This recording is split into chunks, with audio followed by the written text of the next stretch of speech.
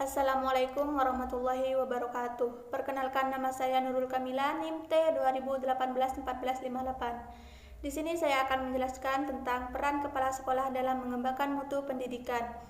Kelompok 7 absen nomor 30.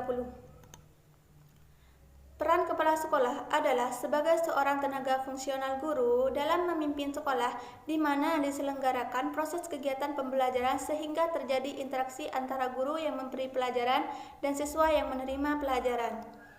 Kepala sekolah mempunyai peranan dalam meningkatkan kualitas pendidikan dan bertanggung jawab dalam penyelenggaraan pendidikan, administrasi sekolah, membina tenaga kependidikan, serta mendayagunakan sekaligus memelihara sarana dan prasarana.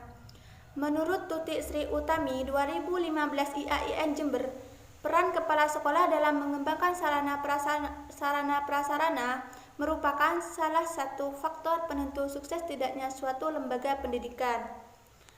Kepala sekolah harus mampu menolong stafnya untuk memahami tujuan bersama yang akan dicapai dalam mengembangkan sarana dan prasarana, dan juga harus mampu membangkitkan semangat kerja, memberi wewenang dalam mengambil keputusan. Maka untuk itu, kepala sekolah harus benar-benar memiliki wawasan yang luas tentang peran tugasnya. Menurut Jurnal Muhammad Fitrah, peranan kepala sekolah dalam meningkatkan mutu pendidikan sangatlah penting karena dapat mempengaruhi berhasil tidaknya mutu pendidikan itu sendiri. Secara garis besar, tugas kepala sekolah dapat diklasifikasikan ke dalam dua aspek pokok, yaitu pekerjaan di bidang administrasi sekolah dan pekerjaan yang berkenaan dengan pembinaan profesional pendidikan. Selanjutnya, menurut persepsi banyaknya guru, keberhasilan kepemimpinan kepala sekolah dilandasi kemampuan pemimpin dalam bidang pendidikan yang dimaksud dengan mutu. Mutu memiliki artian yang sesuai dengan makna yang terkandung dalam siklus pembelajaran. Menurut Jurnal Fitrah Penjamin Mutu, mutu pendidikan di sekolah adalah salah satu acuan indikator keberhasilan yang ada di sekolah. Dalam konteks pendidikan, pengertian mutu mencakup input, proses, dan output pendidikan. Input pendidikan adalah segala sesuatu yang harus tersedia karena dibutuhkan untuk berlangsungnya proses.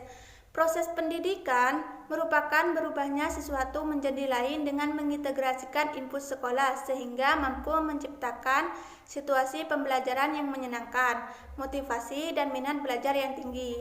Sedangkan output pendidikan merupakan kinerja sekolah yang dapat diukur dari kualitasnya, produktivitasnya, efisiensinya, inovasinya, dan moral kerjanya. Dalam pandangan masyarakat, sering dijumpai bahwa mutu sekolah dapat ditinjau dari ukuran gedung yang mewah, dan ada juga yang berpendapat bahwa kualitas sekolah dapat dilihat dari jumlah lulusan sekolah yang diterima di jenjang pendidikan selanjutnya. Untuk dapat memahami kualitas pendidikan, maka perlu melihat pendidikan formal di sekolah sebagai suatu sistem. Selanjutnya, mutu sistem tergantung pada mutu komponen yang membentuk sistem, serta proses yang berlangsung yang membuahkan hasil.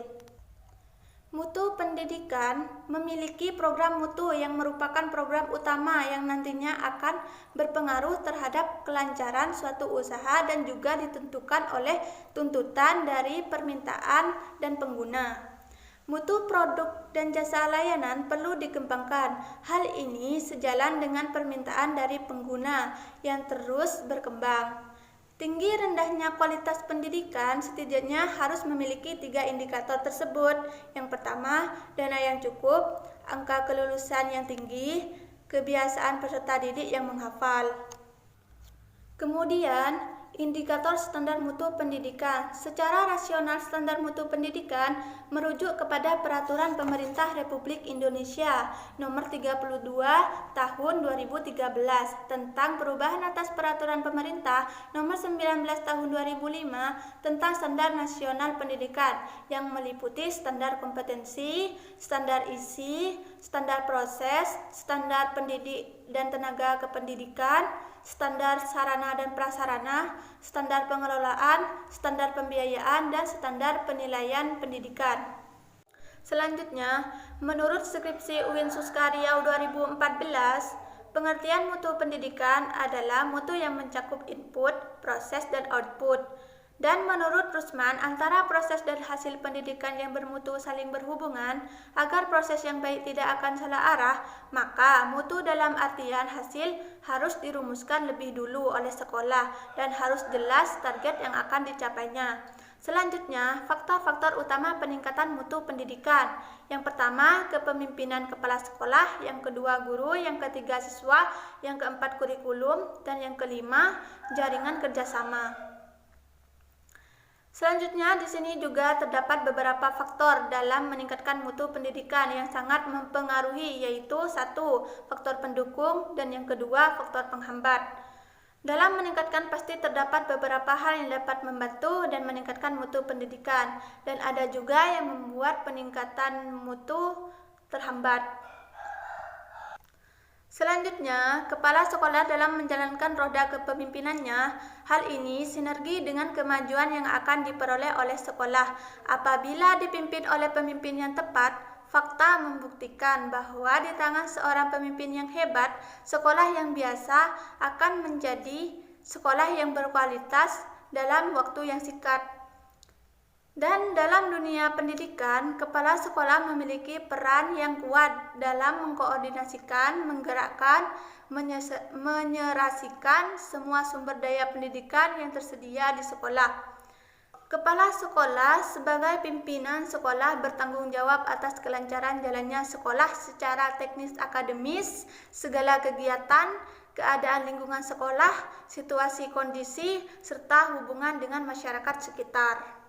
Kepala sekolah sebagai pemimpin pendidikan menurut Junan Fauzi Sayuti, yaitu makna pemimpin pendidikan diterangkan sebagai orang yang bertanggung jawab dalam kepemimpinan pendidikan. Kepemimpinan pendidikan dalam pengertian ini adalah proses yang mempengaruhi semua personil yang mendukung pelaksanaan aktivitas pembelajaran dalam rangka mencapai tujuan pendidikan di sekolah. Agar tercipta kondisi yang memungkinkan sehingga siswa dapat tercapai pendidikan secara efektif dan efisien, maka diperlukan seorang pemimpin, yaitu kepala sekolah. Yang terakhir, menurut Junan Wildatun Ulia, tugas dan peran sekolah dalam kepemimpinan, yakni yang pertama, kepala sekolah sebagai edukator, yang kedua, manajer, yang ketiga, administrator, yang keempat, supervisor, yang kelima, leader, yang keenam, motivator, dan yang ketujuh, inovator.